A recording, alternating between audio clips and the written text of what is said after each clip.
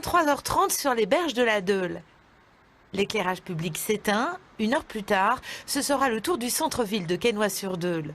Et cela jusqu'à 5 heures du matin. Il en est ainsi depuis le mois de mars dernier. La commune pionnière il y a 30 ans du tri sélectif dans la métropole illoise s'est voulu une fois encore volontariste. Je me disais que cette expérimentation, c'est un éco-geste à l'échelle de la ville et que nous, c'est voilà, on évite des gaspillages, on fait des économies d'énergie et que je me disais aussi que à l'échelle d'un pays comme le nôtre, si davantage de villes passaient ce cap, voilà, là on est dans des objectifs qui seront sans doute très importants. Après 7 mois d'expérimentation, la municipalité a déjà réalisé 30 000 € d'économies. Une municipalité prête à ajuster si nécessaire. Être entendu, c'est ce que veut justement cet habitant, victime d'un homejacking au débarrage de l'opération. Sa pétition pour le retour de l'éclairage public la nuit a recueilli 500 signatures. Mettons-nous autour d'une table et puis discutons des moyens qu'on va mettre en place. Et non pas de trancher dans le vif du sujet sans prendre en compte du tout quelque chose qui ne peut pas se mesurer, c'est l'insécurité. C'est un sentiment d'insécurité, ça ne se mesure pas. Erquinghem-Lys, il y a 10 ans, la ville a été pionnière. Les économies réalisées ont permis de financer le passage des réverbères au mercure à l'éclairage à LED, nettement moins gourmand en énergie. Et surtout, preuve a été faite qu'insécurité et obscurité ne sont pas forcément liées. Les stades même de gendarmerie nous ont démontré que nous étions dans le bon sens. Ça veut dire qu'en gros, il y avait moins de cambriolage et moins d'effractions dans les secteurs qui étaient dans le noir que dans ceux qui étaient éclairés. Un cambrioleur, un délinquant, il a besoin de lumière. Dans la région, Berck devrait bientôt franchir le pas. Mais les villes du Nord-Pas-de-Calais sont encore bien frileuses dans la lutte contre la pollution lumineuse. En France, 6000 communes ont choisi de se plonger dans le noir au cœur de la nuit. Et les communes qui éteignent la lumière? Elles sont 12 000 à le faire, au moins partiellement. Résultat, entre 25 et 75% d'économies sur leur facture énergétique. À l'exemple de Saumur. À 1 heure du matin, la ville est plongée dans le noir. Nous étions venus filmer il y a 1 an. La ville est passée de 4000 heures d'éclairage par an à 2200, grâce entre autres à ceci. Ça devrait s'allumer. Le détecteur, ça y est. D'accord. La mairie en a équipé le centre-ville et les économies sont spectaculaires. Globalement, c'est un peu plus de 80 000 € par an d'économies. Et sur 4 ans d'expérience, ça nous fait une opération de 320 000 € d'économies. De quoi financer de nouvelles installations. Des lampadaires tout neufs dans ce quartier résidentiel, opérationnel dans quelques jours. De 21h à 1h, éclairage tamisé, puis avec détection de mouvement. On a l'impression de retourner quand même dans l'ancien temps, parce que dans l'ancien temps, c'est vrai qu'on n'avait pas de lumière la nuit. Déjà au niveau de la consommation d'électricité, et du coup pour notre planète aussi, c'est mieux. La ville espère convaincre les communes et villages alentours de suivre son exemple.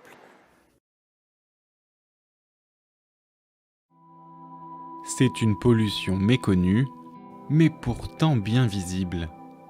Une pollution lumineuse causée par d'innombrables sources de lumières artificielles.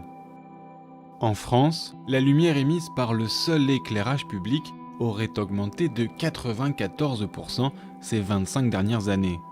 À cela s'ajoutent les enseignes publicitaires, les parkings ou les sites industriels. Une pollution souvent synonyme de gaspillage énergétique, lourde de conséquences pour la biodiversité.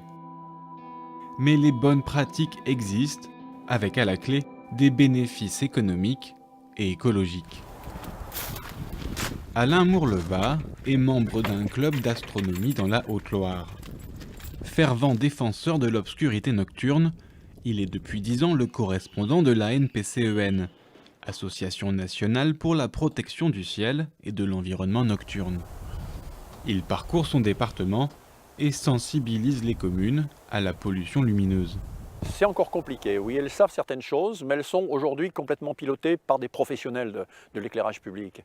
Et ces professionnels, bien sûr, ils ont un aspect mercantile, c'est normal, ils veulent vendre leur matériel, leur système, et ils sollicitent beaucoup les maires et tout ça pour installer les derniers cris. Et c'est là qu'il faut intervenir, et c'est là qu'il faut leur dire attention, oui, il y a de belles choses, mais ça va avoir un impact. Si vous mettez tel type de lampadaire, ce ne sera pas du tout la même chose que si vous en mettez un autre beaucoup plus respectueux et qui ne va pas polluer, qui ne va pas diffuser de la lumière n'importe où. Alain est notamment intervenu dans la commune de Polignac, qui regroupe une vingtaine de villages. Une réflexion a été menée sur la puissance et la qualité des flux de lumière. On est sur du sodium haute pression, mais avec une puissance assez faible, puisqu'on doit être sur du 50 ou maximum 70 watts. Donc on est vraiment sur un éclairage orangé qui est vraiment préconisé aujourd'hui pour ces questions de protection de l'environnement nocturne. Résultat, la nuit, la commune se fait discrète avec une déperdition de lumière limitée. Le maire a aussi fait le choix d'éteindre tout l'éclairage public entre minuit et 6 heures du matin. Aucune remarque spéciale par rapport à nos administrés. Je crois que tout le monde s'est habitué à ça. Puis vous savez, les gens, quand on leur dit qu'on fait 25 000 euros d'économie, eh c'est 25 000 euros d'impôts en moins. Et c'est toujours un point positif pour tout le monde. Polignac, on est quand même une commune où on a un site Natura 2000 aussi, puisqu'on a un gros site pour la protection des chauves-souris. Donc on est bien ancré dans cette optique-là, au niveau de la biodiversité, de faire du bon travail, quoi. Des efforts qui ont valu à la commune 3 étoiles au label Villes et Villages étoilés de la NPCEN. Même distinction pour la commune proche de Chaspignac, qui a opté pour l'extinction nocturne et repensé son parc d'éclairage. Des lampadaires qui soient pas trop hauts, des ampoules qui ne consomment pas trop, qui dirigent bien la lumière vers le sol, enfin toutes les règles qui sont préconisées pour avoir à la fois un bon éclairage et qu'on n'éclaire pas les étoiles comme on dit, quoi. Si les villages montrent l'exemple, c'est loin d'être le cas dans les plus grandes villes. Au Puy-en-Velay, préfecture du département, les éclairages se superposent les uns aux autres. Certains éclairent même le ciel. On ne s'inquiète pas de dire ça va avoir un impact sur l'environnement et sur le halo lumineux. On voit bien les villes, dès qu'on a une ville un petit peu importante, dès qu'on s'écarte de cette ville, on va avoir un halo dans le ciel qui est énorme souvent et qui monte à plusieurs degrés d'altitude. Et là, les migrateurs, toute la biodiversité est complètement impactée par ces halos des grandes villes. Un suréclairage qui a un coût.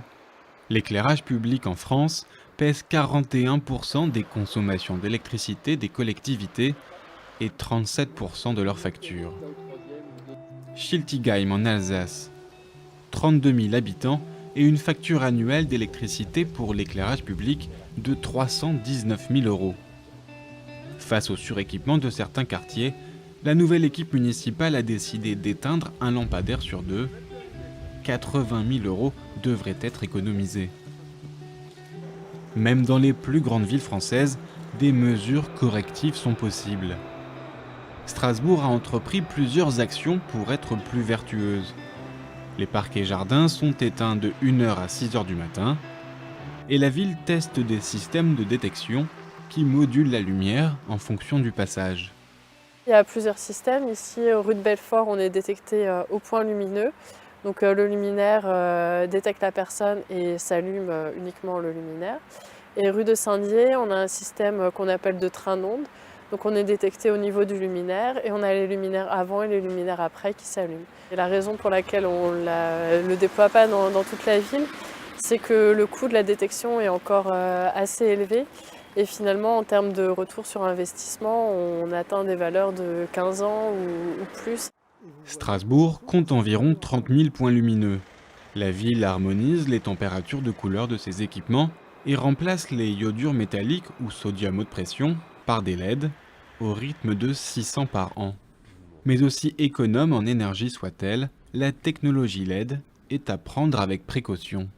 Le marché préconise quasiment exclusivement le recours au LED. Nous avons lancé une alerte de prudence, voire de réserve forte à l'égard des LED depuis plusieurs années déjà. Cette technologie, elle a des qualités, mais elle a aussi d'énormes inconvénients déjà constatés par des études scientifiques. Les LED ont des caractéristiques techniques particulières, et notamment une très forte émission dans le bleu de leur spectre. Et c'est ce pic d'émission dans le bleu qui a une toxicité supérieure pour le vivant en général, humain et biodiversité comprise, et qui a une pénétration dans l'atmosphère et dans les milieux supérieure. La seule prise en compte de l'efficacité énergétique s'avère souvent contre-productive dans la lutte contre la pollution lumineuse. Repenser un éclairage public doit s'appuyer sur une approche globale des impacts et des coûts. De plus en plus d'élus commencent à avoir conscience de cette approche intégrée des questions pour qu'elles soient plus pertinentes pour leur choix. Parce qu'il faut vraiment souligner une chose, c'est qu'en matière d'éclairage extérieur, quand vous faites un choix de lampadaire ou de technique, vous le choisissez pour 20 à 30 ans. Donc les choix que nous faisons aujourd'hui, les conséquences, y compris les effets néfastes, nous les aurons pour 20 à 30 ans. Au niveau national, 4 lois et des textes réglementaires encadrent désormais l'éclairage public et privé. Mais les mesures d'extinction obligatoires pour les vitrines, enseignes ou bâtiments non résidentiels sont loin d'être respectées. Qu'en sera-t-il des façades des monuments, des parkings ou des équipements sportifs concernés par un nouvel arrêté de décembre 2018 ? Il faut vraiment que l'État et les collectivités qui en ont la responsabilité décident de mener les contrôles qui sont prévus par la réglementation. Or, ils ne le font majoritairement pas aujourd'hui. Donc du coup, il n'y a pas de signal envoyé, ce qui fait que des acteurs qui veulent bien faire éteignent effectivement et respectent la réglementation, et d'autres dans la même rue qui ont décidé de ne rien faire ou qui ne sont même pas au courant ou qui font comme si, finalement personne ne vient rien leur dire. Une inertie sur la pollution lumineuse que nombre d'associations condamnent. La NPCEN attend depuis plusieurs années un plan national mené par l'État, impliquant tous les acteurs concernés, en particulier les fournisseurs de matériel.